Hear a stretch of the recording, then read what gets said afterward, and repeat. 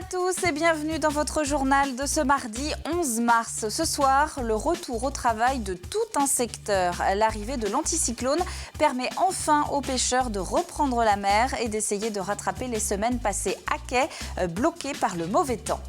À quoi sert vraiment votre mer? Avant de passer dans l'isoloir le 23 mars prochain pour les élections municipales, on va essayer d'y voir un petit peu plus clair sur ce que peut ou doit faire votre commune et ce qui ne relève pas de ses compétences. Et puis le retour des skippers aussi sur le ponton du Vendée Globe des Sables d'Olonne. Une quarantaine de concurrents qui se préparent au départ de la solo maître coq prévue jeudi. Fini les journées passées à attendre que la mer se calme. Avec le retour du beau temps, les pêcheurs professionnels ont de nouveau pu prendre le large. Un retour au travail qui devenait urgent. Dans certaines communes de la façade atlantique, les patrons constatent une baisse de leur chiffre d'affaires de 20 à 40%. Le point dans le sud du département avec Anthony Jamin. Voilà près de 2 mois et demi que le quotidien de Pascal et Pierrick est perturbé. Les récentes tempêtes ont conduit de nombreux marins comme eux à rester à quai. Le beau temps est revenu, il faut maintenant vérifier les installations en mer et rattraper le temps de travail perdu. Nous, on a piqué nos derniers pieux, je pense que c'était vers le 15 décembre. On s'aperçoit que les concessions qu'on avait remises en état au 15 décembre, à l'heure actuelle, il nous manque 10 ou 15 pieux, quoi. Donc 10 ou 15 pieux qui sont partis avec la récolte, quoi. Donc ça fait du travail supplémentaire et une perte d'exploitation, quoi. Une perte évaluée a priori entre 15 et 20%, mais Pascal ne veut pas se prononcer trop vite. Une belle météo peut tout changer. En revanche, ce qui l'inquiète, c'est l'entrée du lait qui se referme de plus en plus. Les forts coups de vent passés ont littéralement balayé le sable jusqu'à la pointe de l'Aiguillon. En août 2013, on passait à la balise qui se situe avec la croix jaune, là. Donc voilà l'avancée de la pointe d'Arcet en 8 mois. C'est qu'un jour ou l'autre, là, vous avez des concessions, et là, il nous reste quoi, 40 mètres de passage. Et ensuite, on a des concessions après qui sont plus basses. Donc un jour ou l'autre, on sera obligé de passer dans nos concessions, par mauvais temps ou par temps de brume, donc ce sera dangereux. De son côté, Dominique Raffin est lui aussi évidemment content de pouvoir retourner en pêche, mais il sait que ce n'est que pour quelques kilos. La civelle qu'il recherche étant soumise à des quotas drastiques. 100 kilos par pêcheur, 40% pour la consommation et 60% pour le repeuplement en rivière. Et interdiction d'en exporter vers l'Asie. On leur vend bien des avions, donc on n'en vendrait pas des civelles. On sait qu'il y a autour des 2000 civelles dans un kilo. Bon, eux, ils les font grossir et puis bon, ils les paieraient quand même beaucoup plus cher, quoi. Et ils sont acheteurs, il n'y a pas de problème, hein. Alors on nous dit qu'il faut encore demander à Bruxelles. En France, le prix d'achat au kilo est de l'ordre de 260 €. Sur le marché asiatique, c'est presque 700 €. Un vrai manque à gagner pour les civeliers qui attendent de l'Union européenne qu'elle rouvre le marché asiatique, d'autant que la ressource est là. Depuis 5 ans, près de la moitié des civeliers vendéens ont ainsi cessé leur activité par manque de rentabilité. Un mot de justice à présent avec le CMFP de Fontenay-le-Comte mis en cause dans une affaire qui pourrait s'apparenter à du harcèlement. Une jeune femme stagiaire au centre militaire de formation a porté plainte en novembre dernier après avoir été filmée sous la douche par un des sergents du site. Dans les semaines qui ont suivi, on lui aurait forcé la main pour qu'elle démissionne, ce qu'elle a fait avant de dénoncer ce départ forcé au tribunal administratif de Nantes. Car la jeune femme veut aller au bout de sa formation. Elle doit donc avoir l'autorisation de la réintégrer. Le tribunal administratif vient donc de suspendre cette démission. Le fond de l'affaire, lui, devrait être traité dans les prochains mois. Au chapitre des municipales, il reste maintenant une semaine et demie avant d'aller voter. Premier tour le 23 mars, on le répète depuis quelques temps déjà. Encore faut-il savoir pourquoi nous sommes sollicités, à quoi servent vraiment une commune et son conseil municipal. Le point sur les compétences avec Carle Laboureux. Des travaux de voirie à la gestion des écoles publiques, de l'aide sociale à la sécurité des habitants ou encore de l'économie aux équipements sportifs et culturels, sans oublier évidemment les impôts locaux. Le champ d'intervention d'une commune est très vaste. Dès lors qu'il y a un intérêt local, une municipalité peut intervenir. Le Code général des collectivités territoriales indique que le conseil municipal règle par ses délibérations les affaires de la commune. Donc on voit qu'il n'y a pas de liste limitative des compétences pour les communes. Des missions gérées donc par un conseil municipal élu pour 6 ans, avec à sa tête un maire à 3 visages. Il est le représentant de l'État, ce qu'on oublie parfois, et on le sait, le maire et les adjoints ont la qualité d'officiers d'état civil et d'officiers de police judiciaire. Le maire, il préside le conseil municipal et il exécute les décisions du conseil municipal. Donc il est l'exécutif du conseil. Donc il doit s'assurer que les délibérations, les décisions qui sont prises sont exécutées. Et puis il a en plus des pouvoirs propres. Et ceux que l'on connaît davantage, ce sont les pouvoirs de police municipale. C'est en 1884 que les communes sont ainsi véritablement structurées. À l'époque, l'accès à l'eau potable, à l'électricité ou encore l'assainissement étaient les premières grandes compétences. Sont ensuite apparues l'économie, le tourisme ou encore, entre autres, l'environnement. Des compétences qui évoluent encore aujourd'hui et constamment et qui sont de plus en plus partagées avec les communautés de communes, ce qui n'empêche pas les communes de conserver tout de même et sans doute pour longtemps encore leur rôle de proximité. C'est avant tout à cela que sont attachés les citoyens. Et il est encore temps, évidemment, de faire une procuration. Si vous n'êtes pas là le 23 mars, le formulaire est à remplir à la gendarmerie, au commissariat ou au tribunal. Mais il peut aussi l'être directement sur Internet. Et ça, c'est nouveau. Vous le remplissez en ligne. Il suffit ensuite de l'imprimer et d'aller le déposer. On continue maintenant le tour des listes qui se présentent. Ce soir, 3 communes qui sont également des chefs-lieux de canton. Moutier-les-Mauffais, Lermenau et Saint-Fulgent. Particularité, dans chacune de ces 3 communes, eh bien, une seule liste sera proposée aux électeurs le 23 mars prochain. À Moutier-les-Mauffais, où le maire sortant ne se représente pas, c'est Christian Aimé qui brigue sa succession. Christian Aimé qui est déjà conseiller municipal sortant de cette commune de 1900 habitants et qui est par ailleurs le président de la Chambre d'agriculture de la Vendée. On l'écoute. Le premier curseur de Moutier-les-Mauffais, c'est quand même la vie scolaire et tout ce qui va autour de la jeunesse, l'enfance, les jeunes ménages que l'on veut accueillir pour nos lotissement et aussi pouvoir offrir des écoles et activités.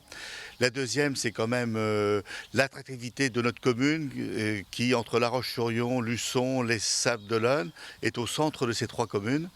Et puis le troisième point, c'est avec un pôle médical, un pôle micro-crèche, pouvoir offrir tous les services nécessaires à nos habitants. Direction Lermenau à présent, dans cette commune de 850 habitants où le maire sortant ne se représente pas. C'est Jean-Pierre Roux qui est candidat. On écoute celui qui est aussi conseiller municipal sortant. La priorité, c'est d'abord une gestion rigoureuse puisqu'on sait que les dotations de l'État ne vont pas augmenter, de façon à pouvoir dégager des fonds pour investir. Et en particulier, nous avons un projet sur la place du marché. Nous avons un bâtiment municipal inoccupé. Et donc, nous avons des projets là-dessus sur le commerce local. Enfin, Saint-Fulgent, commune de 3600 habitants où le maire sortant est candidat à sa propre succession. On l'écoute, il présente ses priorités parmi lesquelles la rénovation et l'extension de la mairie. On a donc un projet aussi de construction de la maison de l'enfance avec une capacité de 110 places. La création donc d'une médiathèque en lien avec les bibliothèques du canton pour mettre nos bibliothèques en réseau avec la médiathèque. On aura la construction de la maison de retraite avec une capacité de 100 lits. On a un projet aussi d'aménagement de l'espace commercial des Arcades, avec aussi la création d'un lotissement écoquartier sur la commune pour de l'habitation. Nous sommes en pleine semaine nationale du rein, l'occasion de se pencher sur le rôle de cet organe. On sait qu'on peut en faire don et donc vivre avec un seul de nos 2 reins, mais on sait peut-être moins que les maladies rénales sont en général assez discrètes, que lorsqu'on en souffre vraiment, il est déjà tard, d'où l'importance de se faire dépister. Alix Solanos. Il suffit de faire pipi et on fait un test de bandelettes urinaire, une prise de tension. Ça dure 2 minutes. 2 minutes pour dépister une éventuelle insuffisance rénale, c'est-à-dire un mauvais fonctionnement des reins. Chaque année en France, près de 10 000 personnes apprennent qu'elles sont insuffisantes rénales. Une affection sans symptômes qui progresse sans bruit et peut avoir de lourdes conséquences. Vous avez des gens qui sont insuffisants en rénal, qui ne le savent pas. Un jour, ils ont une alerte cardiaque. Et puis là, il faut un bilan sanguin pour connaître la cause de cet arrêt cardiaque. Et malheureusement, c'est que les reins ne fonctionnent plus, n'éliminent plus de potassium. Il n'y a qu'une solution, c'est pose de cathéter et puis dialyse. Des dépistages précoces permettent de retarder, voire d'éviter la mise en dialyse. Le résultat des tests est quasi immédiat. Les protéines sont positives. Trop de protéines chez ce monsieur. Il est donc invité à se rendre chez son médecin généraliste pour un bilan plus approfondi. C'est intéressant pour moi, oui. Parce que là, bon, maintenant, je vais prendre rendez-vous, je vais consulter, quoi, là. Je vais aller voir le docteur. La bandette, tout va bien, il n'y a pas de souci. Après, attention à faire surveiller. Même en bonne santé, le rein, comme tout organe, vieillit. Alors pour prévenir sa détérioration, il est recommandé de boire 1 litre d'eau par jour, de manger équilibré sans trop salé et de pratiquer une activité physique régulière.